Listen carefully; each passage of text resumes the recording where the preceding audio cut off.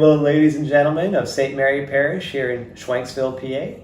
My name is Kevin Kelly. I'm one of the two seminarians that comes out to, serve here at the parish, to see what life in a parish is like, and apply that to my own discernment and work towards, God willing, ordination towards the priesthood.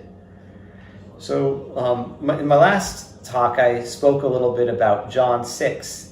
And I talked about the multiplication of the loaves, and I spoke about how that begins, what becomes the great bread of life discourse, how Jesus takes an action and uses it to begin to prefigure what great things he's about to do. And even just the sign itself is a beautiful and an amazing action, but it's only the beginning. There's so much more of the chapter to go into.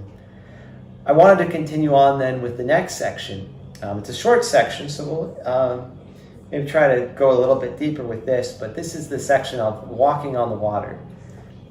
This is John's take on it, so this won't have Peter, sinking on the boat and saying, "Lord, save me." Each of the Gospels presents, the chronology, the life of Jesus, but gives its own take. And let's talk about how, John, what message does John want to share with us in this?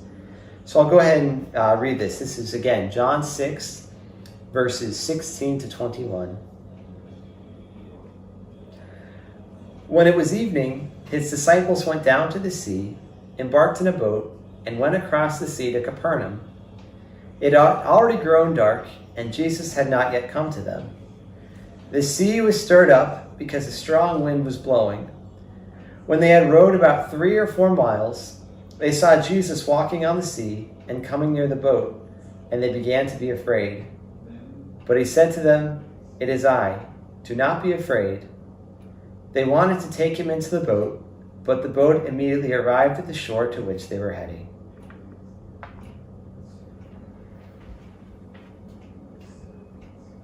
I don't know about you, but I actually find this to be a pretty powerful passage, especially because it just has a lot of application to our lives.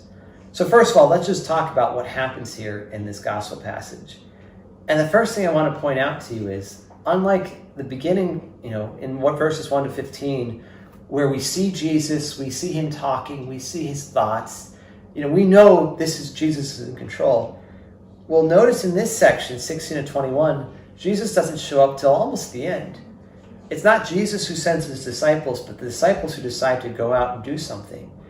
And they're waiting for Jesus to arrive. They decide to do things. And it's interesting. It's always interesting in the Bible when you see people doing things without consulting the Lord, without turning to him in prayer. It's not that we aren't capable of doing things. Certainly not. The Lord gives us free will. He gives us intellect. We are called to offer our gifts, our talents, and to make choices in our daily lives. But whenever we see that, that people are not following the will of the Lord, or when they're not following Jesus' directions, things can get dark pretty quickly. And sure enough, how does it start out? When it was evening. Evening just doesn't just mean, it's dark outside, and it's going to be hard to find the boat and to row across and sail it. Whenever we see, nighttime in the Gospels or anywhere in the Bible, it often has a sense of spiritual darkness where we ourselves are lost, we can't see, we don't know what's going on. Now, spiritual darkness isn't a bad thing in of itself. More specifically, what I mean by that is we may find ourselves in spiritual darkness, and that doesn't mean, we've messed up, we've sinned, we've done something wrong. Rather, darkness is something that Jesus allows in our lives as a means of testing us, allowing us to be challenged and to grow. Certainly, darkness can be caused by sin, but it is also a way of God allowing us to exercise our freedom in seeking to do his will. So again, what do we see the disciples do? They get into a boat, and their destination is Capernaum. Now, they're in the Sea of Galilee, which is in the northeast section of the Holy Land. And in the previous section, we see that they had actually crossed over to the far part of the sea in what was called Gentile territory, the Decapolis. So they were trying to get back to the Jewish territory, and who could blame them? They would want to get back home. Many of these fishermen were from Capernaum. They just want to get back to their roots, to what they know, to what's familiar. But here they are on the sea, and as we hear, the stir was being stirred up. A strong wind was blowing. There's a sense of chaos and forces beyond their control. They find themselves to some extent powerless. And we have to keep in mind that many of these disciples were fishermen, people who already knew the Sea of Galilee. And the Sea of Galilee is usually very calm and very quiet, but sometimes it can really get stirred up and whipped up, that even the most skilled of fishermen, the skilled of sailors, can have difficulty with it. And that's exactly where the disciples find themselves. It's dark, they're far from home, the storm is brewing up, and they're lost. They don't know what to do. Now it says when they had rowed for about 3 or 4 miles, they really roughed it out. They went through this for quite a while. They didn't give up. They didn't lose hope. They didn't they put forth an effort. And that's something we're called to as well, is when things are tough, when things are hard, we don't just give up. We are called to do our part and to put forth some effort, to struggle against the adversities of life, the challenges and the difficulties. But you can imagine after rowing for 3 or 4 miles, their arms would have been pretty tired.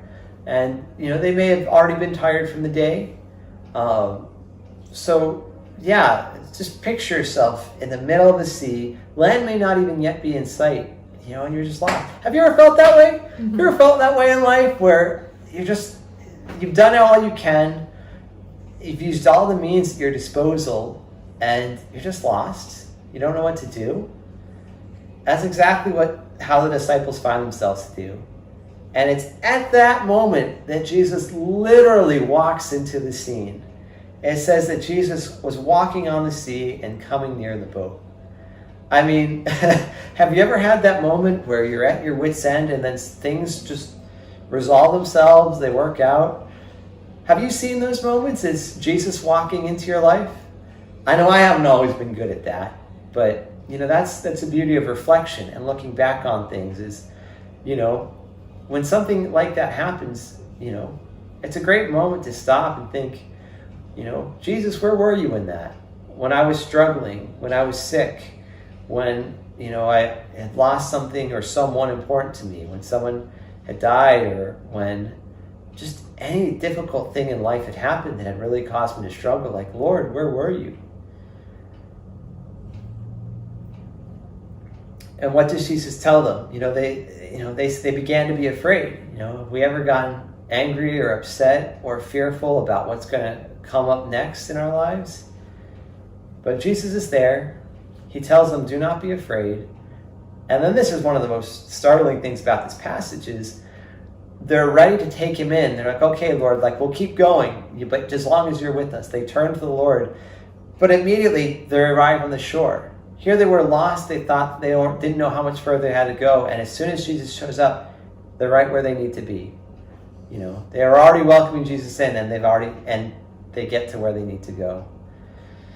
So, I just encourage you, to think about this passage and pray with it. And in particular, when you're having a rough day, when something gets you down or is frustrating you, or maybe if your prayer life is dark, you don't feel that same sense of consolation and peace that you felt in other places. Invite the Lord in and let him, of course, do your part, but invite the Lord. Lord, where are you in this darkness? Are you on the sea? Are you walking to me? Are you just a little bit further away, just waiting for me? Or maybe you're already here with me, and maybe this is all going to work out. We're a people of hope. We live in a lot of darkness and a lot of difficulty, but one thing the Lord always tells us, is that he's here with us, that we don't need to be afraid, and that there's hope. I hope that this brings you some joy in your life, some hope that whatever's going on, whatever difficulty you're facing today, that you'll let the Lord be with you and let him guide you. Let's end in a prayer. Glory be to the Father, to the Son, and to the Holy Spirit, as it was in the beginning, is now, and ever shall be, world without end. Amen. God bless you. Have a great day. God bless.